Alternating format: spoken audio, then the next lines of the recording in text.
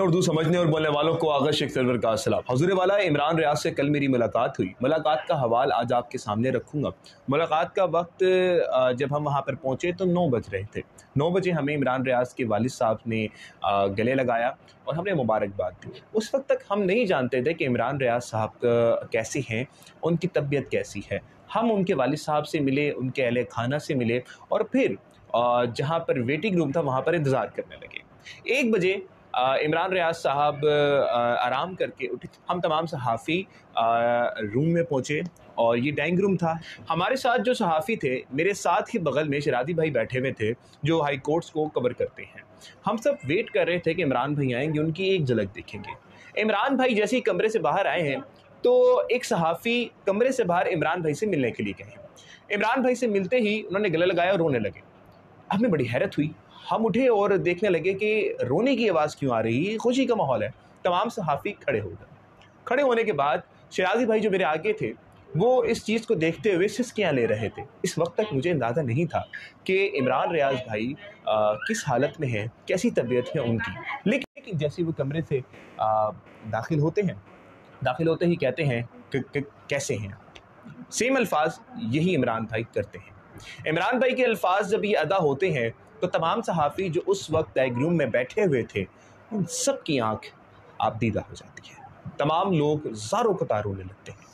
ये वही सहाफ़ी है जो खड़े होकर मजमे के दौरान कहा करता था, ललकारता था यजीदियों को कि मैं करूँगा फैसला, मेरा मुल्क है, निकाल लो अगर निकाल सकते हो तुम मुझे। ये कहता था कि जालिम के सामने मेरा सर कट तो सकता है लेकिन झुक नहीं सकता। बड़े बड़े मैदानों में जाए कहता था कि टक्कर के लोग को सामना पड़ा है तुम्हारा।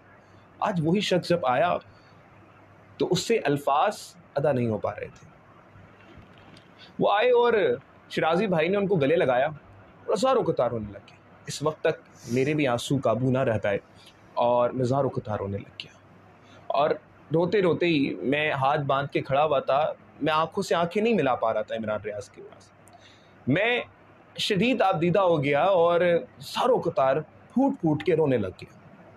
मैं जब रोने लग गया तो इमरान रियाज भाई आगे बढ़े और उन्होंने मुझे गले लगा लिया और उन्होंने कहा कि अल्लाह सब देख रहा है, अल्लाह सब जानता है और अल्लाह इनका हश्र ज़रूर करेगा। ये अल्फाज इमरान भाई की ज़ुबान से जब अदा हुए तो मैं फिर रोने लग गया। ज़ारों कतार रोते हुए इमरान भाई ने मेरे सर को सहलाया, मुझे प्यार किया और आगे बढ़ गए।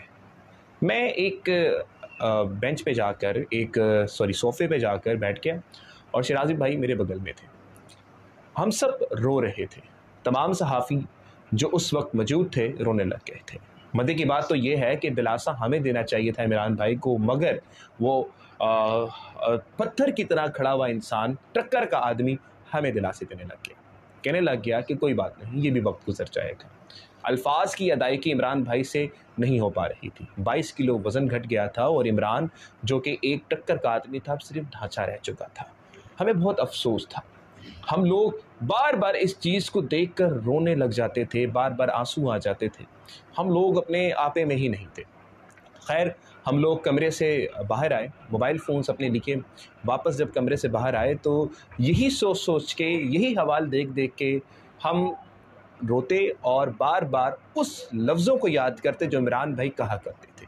पहली गिरफ्तारी पे इमरान रियाज भाई ने कहा था कि ये लोग मेरी ज़बान ख़राब करना चाहते हैं, ये चाहते हैं कि मैं बोल ना पाऊँ, बात ना कर सकूँ। ये समझते हैं कि हम बोलें तो गद्दार, ना बोलें तो गद्दार, हम बात करें तो गद्दार, सुने तो गद्दार। तो हुजूर हम पैदा हुए गद्दारी के लिए। बार बार यही अल्फाज हमें बार बार तंग कर रहे थे, मगर फिर भी हम लोग कमरे से बाहर आए और तमाम सहाफ़ी रोने लग गए।